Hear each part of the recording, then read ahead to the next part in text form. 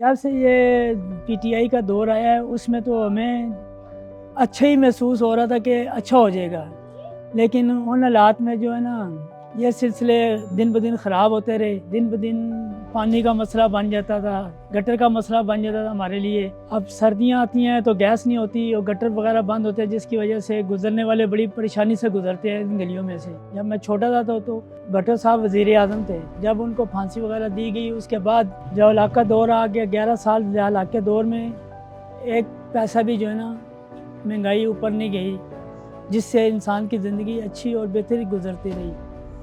लेकिन जैसे ही ज़िया साहब का दौर ख़त्म हुआ तो आस्ता आस्ता महंगाई बढ़ती गई। ये नवाज शरीफ के दौर में और पीपल पार्टी के दौर में आस्ता आस्ता महंगाई होती रही, जिसकी वजह से परेशानियां बढ़ती गई और हालात दिन ब दिन बेहतर होने के बजाय ख़राब होते रहे। कोई भी इंसान सुख की रोटी नहीं खा रहा और हर एक इंसान के लिए परेशानियां बढ़ती जा रही हैं। दिन ब दिन बिल ज़्यादा आते जा रहे हैं, घरों के मसाइल इतने ज़्यादा हैं कि औरतों को भी साथ में अब काम करना पड़ता है। इस हल्के के ये सबसे बड़ा मसाइल ये है कि यहाँ पे सबसे पहले तो हमारे अपनी गली के जो गटर हैं वो बंद है। इतना सरमाया नहीं है लोगों के पास कि वो अपना सिलेंडर भरवा सके। यहाँ पे सबसे बड़ा मसला ये है कि जब से ये इलाका बना है उस वक्त से लेके अब तक गलियाँ तंग हैं और ये नालियाँ और गटर का बहुत ज़्यादा मसला है। ये नवाज शरीफ की हुकूमत है, ये मैं 1.5 साल वो रही है शहबाज शरीफ साहब की हुकूमत, उसमें भी कोई काम काज नहीं हुए, परेशानियां दिन ब दिन बढ़ती गई हैं। अब ये हालात है कि गलियां हमारे सामने वाली टूटी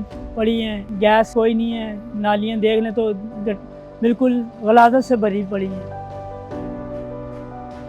मैं इस वक्त एक ऐसी हलके में मौजूद हूँ जहाँ मजमूई तौर पर 31 उम्मीदवार मद्दे मुकाबिल हैं, जबकि एक उम्मीदवार जेल में कैद है।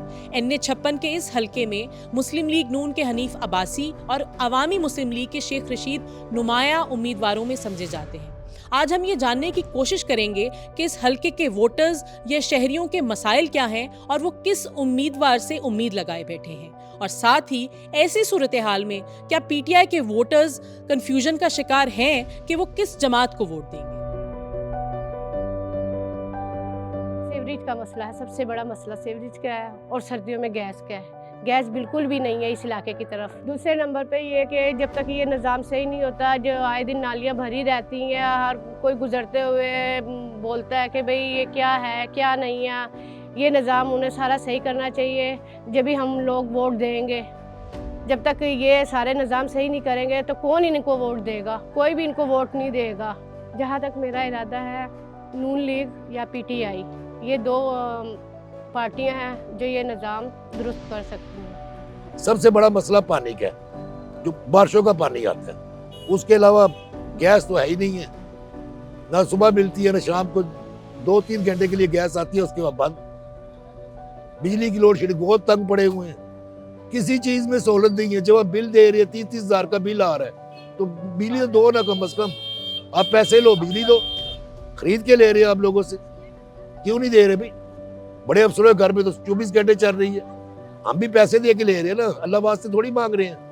अब हम पैसे लो, हमें दो चीज। मैं एज ए ताजर खुद मियां नवाज शरीफ को लाइक करता हूं, इसलिए कि वो खुद बिजनेसमैन हैं, लोग उसको लाइक करते हैं। हमेशा हमारे मुल्क ने मियां नवाज शरीफ के दौर में तरक्की की है और हम ये उम्मीद करते हैं कि उनके ऊपर बैनुल-अक़वामी दुनिया भी उन पर ट्रस्ट करती है और बिजनेस कम्युनिटी सब ये लाइक करती है कि नवाज शरीफ आएगा। करने वाली ज़ात तो अल्लाह की है, लेकिन हम उम्मीद रखते हैं कि नवाज शरीफ के आने के साथ ये मुल्क तरक्की करेगा और इंशाल्लाह जो हमारे रिवर्स हुआ था वो आगे चलेगा इंशाल्लाह। दूसरी जानिब ये देखते हैं कि ये नुमाया उम्मीदवार तरजीही बुनियादों पर किन मसाइल को हल करें। ख्याल करना जी शेख रशीद साहब का। अस्सलाम वालेकुम। ठीक है जी, मेहरबानी करनी है। डेला जेल में कैद हैं शेख साहब।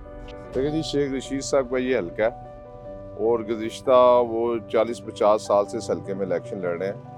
उनकी ज़िंदगी का ये पहला इलेक्शन है, मेरी ज़िंदगी का पहला इलेक्शन है कि वो पाबंद सलासल हैं। मैं उनके हल्के की कैंपेन डोर टू डोर कर रहा हूँ, लोगों के पास जा रहा हूँ। मुश्किलात ज़रूर हैं, क्योंकि शेख रशीद साहब को की जो मोहब्बत है लोगों के साथ, जो उन्होंने शहर में खिदमत की है, लोग उसको भूल नहीं सकते। शेख साहब इलेक्शन जीत जाते हैं तो आप कौन से काम, 3 बड़े काम कौन से हैं जो कि तरजीही बुनियादों पर करेंगे? शेख रशीद अहमद साहब ने शहर की बड़ी खिदमत की है। शेख रशीद अहमद साहब ने शहर में, ये पूरे पाकिस्तान का वाहिद शहर है जिसमें 60 तलीमी इदारे, 60 तलीमी इदारे हैं, 4 यूनिवर्सिटी हैं, माँ बच्चा अस्पताल है, और उसके अलावा इन्होंने अभी एक हमारा आखिरी प्रोजेक्ट था सबसे बड़ा, जो अगर अल्लाह ताला में इक़्तिदार देता तो नाला लई का, वो नाला लई पे हमने काम इमरान खान की हुकूमत में मंजूर हो गया था और वो आखिरी साल 1.5 साल के अरसे में वो सारा काम रोक दिया गया और पैसे सारे वो उन्होंने कहा जी हमारे पास नहीं है। हमारा नंबर 1 प्रोजेक्ट ये है। दूसरा हमारा माँ बच्चा अस्पताल, टीबी अस्पताल जो 9 अरब की लागत से हम बना रहे थे, 70% काम वो कंप्लीट था, वो इन्होंने बंद कर दिया है, उसको शुरू करवाएंगे। तीसरा हमारा एक 61 जो गर्ल्स कॉलेज है, government associate girls college, 35 crore की लागत से वो हम बना रहे थे, उसकी बिल्डिंग खड़ी है, फर्नीचर आ गया है और उसको इन्होंने रोका हुआ है। इन चीज़ों को चौथा सबसे बड़ा मसला पानी का है। उस पानी के लिए पिछला इलेक्शन जो था मैंने गाजी बरोथा के नाम पर लड़ा था, लेकिन वो भी इमरान खान की हुकूमत में मैंने उस बजट में पैसे रखवाए, लेकिन हुकूमत ख़त्म हो गई। अब इस्लामाबाद की हदूद में मैंने एक नई स्कीम लाया था, वहाँ पे 40-50 ट्यूबवेल लगा कर और अपने हल्के के लिए 57 के लिए, लेकिन वो भी आखिरी दिनों में, जब आपको पता है कैंपेन के आखिरी हुकूमत का साल होता है तो जो वर्क काम होते हैं वो ज़्यादा शुरू हो जाते हैं।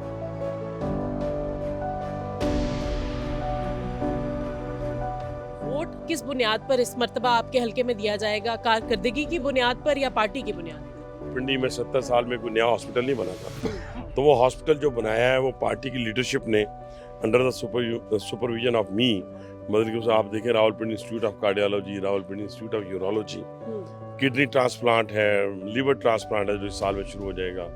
और दूसरी बात ये मेट्रो है, ट्रांसपोर्ट रावलपिंडी को नहीं थी, 1,60,000 लोग उसमें सफ़र करते हैं डेली।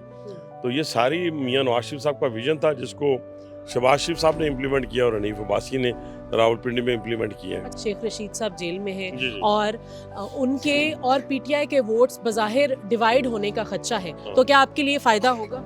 वो तो मेरे खिलाफ 2018 में मुद्दई थे, उन्होंने सुप्रीम कोर्ट में मेरे खिलाफ गए थे और सुप्रीम कोर्ट में जाकर उन्होंने कहा था कि इसके केस को सुना जाए। मैं उनके खिलाफ किसी जगह मुद्दई नहीं हूँ, मेरी तरफ से कल नहीं, वो आज रावलपिंडी के मैदान में मौजूद हूँ। मैं मैदान में मुकाबला करने का आदी हूँ, तो इसलिए मुझे इस बात से कोई, मैं अपना काम कर रहा हूँ। लोग हमसे मोहब्बत कर रहे हैं, एक जम्मे गफीर है, लोग नाराज़ भी हो रहे हैं इस बुनियाद के ऊपर कि उनको टाइम नहीं मिल रहा। तो ये सारी चीज़ें इकट्ठी हो रही हैं और ये बुनियाद है कारकर्दगी।